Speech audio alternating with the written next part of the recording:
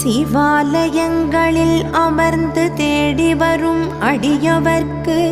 தனி கருணை பொழிந்து வேண்டும் வரங்களை வள்ளலாக வழங்கி அருளும் காருண்ய தெய்வமே, விழித்தெழுவாய் விழித்தெழுவாய் ஆதியே பரஞ்சோதியே தக்ஷிணாமூர்த்தியே விழித்தெழுவாய்.